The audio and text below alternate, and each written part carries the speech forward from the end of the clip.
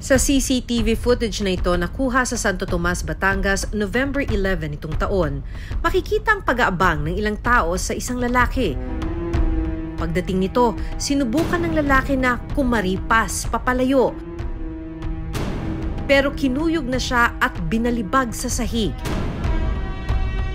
Pinalibutan at sapilitang binitbit palabas ng compound ang lalaki. Ayon sa biktima na isa palang person with disability o PWD, mga tanod ng barangay ang ilan sa mga nanakit sa kanya.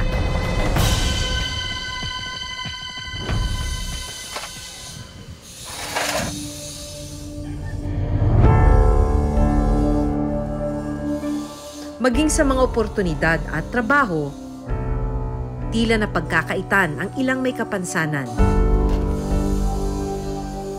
Sa kabuuang workforce ng bansa, kakaunti lang ang PWD na nakapagtatrabaho.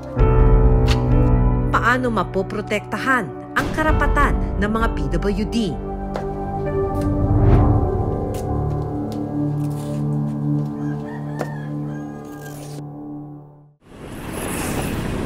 Natunto na reporter's notebook sa Occidental Mindoro ang lalaki sa video na kinuyog at sinaktan ng mga tanod.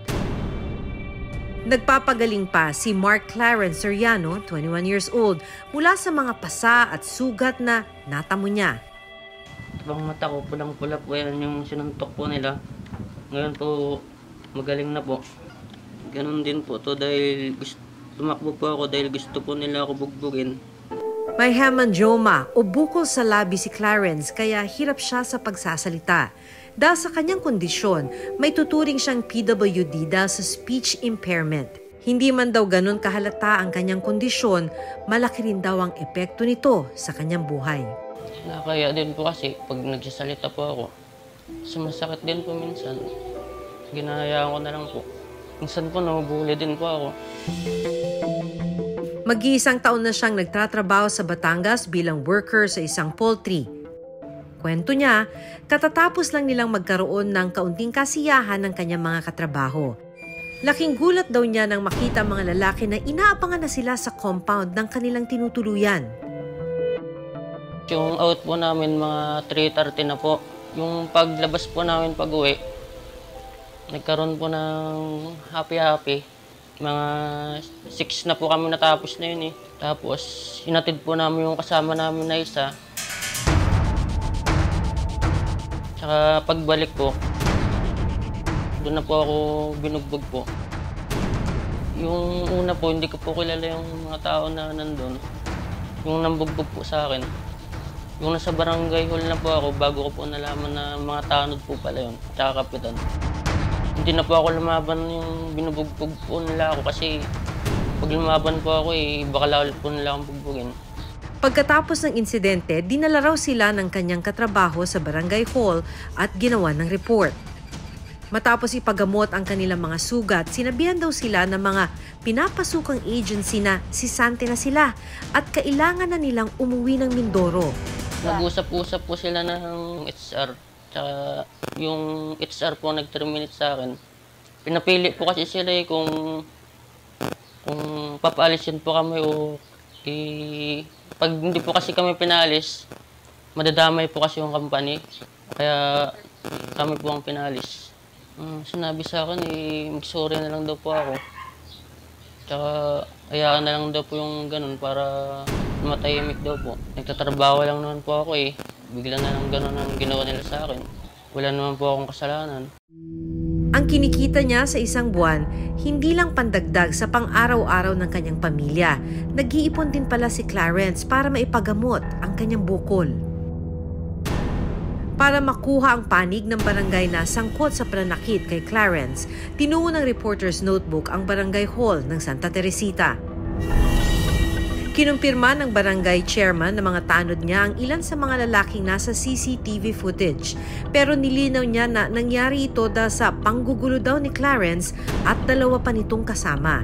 Sabi nila sa akin, Kap, meron ditong 3 lalaki na kinakalampag yung trash can nyo, yung basurahan nyo, pati yung gate nyo. Sabi, bakit? mga lasing po, hindi ho namin mabawalan. Pero itinanggi ni Clarence na sila ang nanggulo. Naglalakad lang po kami na yun. Bigla na lang kami hinampas sa ulo. Tsaka ang sabi-sabi nila 1 AM daw nangyari yung batuhan at tsaka lampog sa bahay ng kapitan. 3:30 na po yung out namin. At kung totoo man na may reklamo laban kay Clarence, bakit nga ba hindi sila dinala sa barangay? Bakit siya kinuyog at pinagbubugbog? Sa sobrang ano na ng mga tao, hindi na napigilan. Meron nga dong hindi pa taga dito eh. Inano ko lang, sa barangay lang tayo. Sa barangay lang tayo. At para masettle lahat yan. Ayon naman sa kapitan, hindi raw sila ang nagpaalis kay Clarence sa trabaho. Hindi kami warlord dito. Pinay attention ko yung kung saan sila go-work. Kausap ko sila dito. Nagbigay din naman ng statement yung kalang agency. Siyempre, hindi ko naman pwede sisihin ng mga tanod ko. Kami nga nagpapaano ng peace and order eh. Pero sabi ko, next time medyo ano tayo, careful tayo. Medyo maging pasensyoso tayo. Sa ngayon, nagpapagaling si Clarence at naghahanap na rin ng bagong trabaho. Pero hindi siya kampante na matatanggap siya agad dahil sa kanyang kalagayan. Iilan lang sa mga PWD ang maswerte na nakakahanap ng trabaho. Ayon sa Labor Force Survey ng Philippine Statistics Authority, nasa 1.9 million na persons with disability ang nasa working age group. Pero sa bilang na ito, nasa mahigit 350,000 o 15% lang ang may trabaho.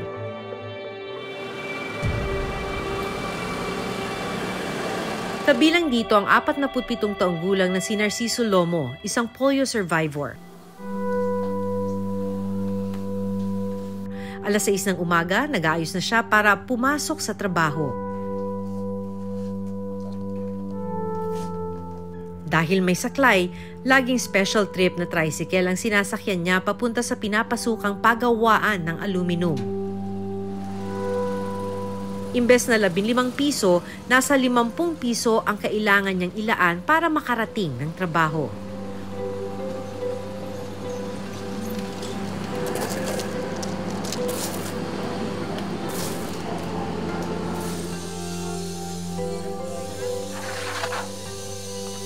All around ang trabaho ni Narciso dito, pero tinutulungan siya ng mga katrabaho niya para mas mapadali ang kanyang trabaho. Anong trabaho nyo rito? Ano yung ginagawa nyo? Ano po ako, maintenance po ako ng mga sasakyan. Pag wala po akong nire-repair, ito po, nag-i-screen, nag-aayos ako ng mga assemble, yung parang perimeter namin para sa mga salamin. Ang dami mo pala ginagawa Opo, dito. wala lang po ako, ma'am. Eh di sandali, habang ginagawa mo to, binabalansi mo yung sarili mo. Opo, ma'am, medyo kailangan ko po na may masasandalan, may mahahawakan. Tsaka kailangan ko po ng, habang nakadiin ako rito, nakahawak, hindi kasi ako pwedeng magkikilos ng walang hinahawakan. Nag-alinlangan daw ang employer ni Narciso nung kunin siya dahil sa kapansanan nito. Pero nang makitaan ng determinasyon, dito na raw niya inalagaan si Narciso bilang empleyado. Pagkatapos ng trabaho, sinabayan ko si Narciso sa pag-uwi.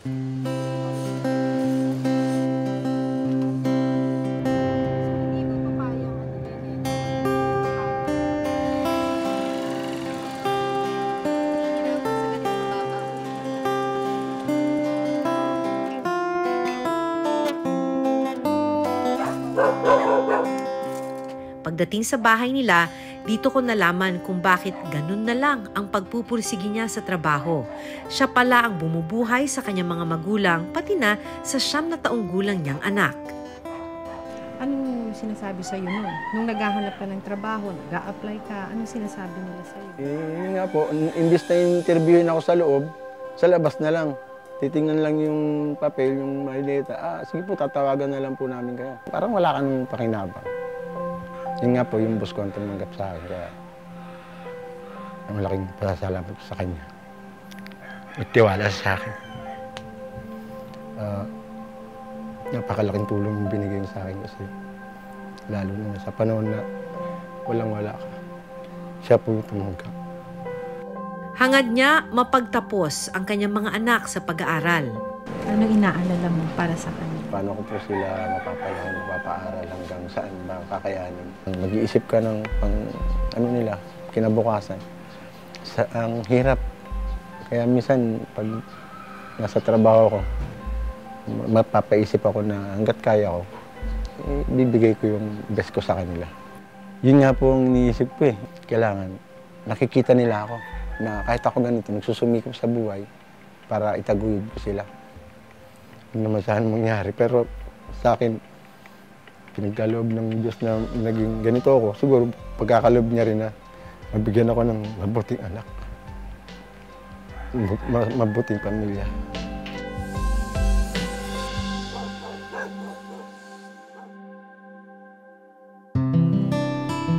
Minsan namang nag-viral ang isang PWD.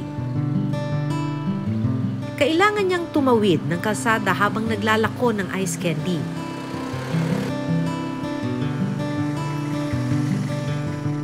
Nahanap siya ng reporter's notebook sa Caloocan City. 2017 nang ma-stroke si Albert Larion.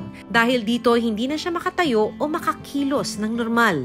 Simula noon sa pagtitinda ng ice candy siya umaasa ng mapagkakakitaan. Hinarap lang po sa akin yung kababayan ko na deliver po niyan. Sabi sa kapatid ko, may tindahan kasi kapatid ko rito. Sabi niya sa kapatid ko, ba't di ka magtinda ng buko salad ng ice candy? Tapos sabi ng kapatid ko, kuya, ba't di ka magtinda? Wala ka naman yun. Sige, ang ginagawa kasi ayun din ako naman dito, nasa wheelchair lang ako po. Tsaka, siyempre, sa hirap din ng buhay natin ngayon, kaya natin kumayod din, di ba? Mahal mo lang mabilihin.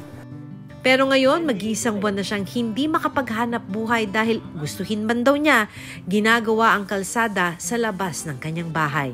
Ay wala, zero balance ako ngayon kasi nakita niya yung pato ko ginagawa, hindi ako makalayas, hindi ako makalabas, hindi ako makapaghanap buhay. Ay, yung problema sa akin dyan, yung mga lubak-lubak na daan, yung mga butas-butas, yan problema kasi naka-wheelchair ako eh. Yung mga butas-butas na kalsada, yan problema ko. Para kay Albert, gustuhin man daw niyang makahanap ng mas maayos na hanap buhay. Ilang beses na rin siyang nabigo sa mga sinubukan niyang applyan. Ayon sa National Council of Disability Affairs, may tuturing ng nasa marginalized sector o pinakamahirap na sektor ang mga PWD. Pero may mga batas para maprotektahan ang kanilang mga karapatan. We have a law, Republic Act 10524. Yung batas na yan, naglalayon niya na 1% of all government offices, lahat ng government offices, at least 1%, mag-employ ng persons with disabilities. Sa naman, sa private sector, at least they are encouraged ng 1%. Now, bakit marami pa rin walang trabaho? Number one is eligibility. So, technically, hindi sila nakapag-aral. Sa kabila ng mga batas na sinisiguro ang patas na oportunidad para sa mga PWD, patuloy pa rin nilang hinaharap ang diskriminasyon at panghuhusga. Nasa kamay ng pamahalaan at ng lipunan na matulungan silang makapamuhay ng normal at kapantay ng bawat mamamayan. Ako si Maki Pulido at ito ang Reporter's Notebook.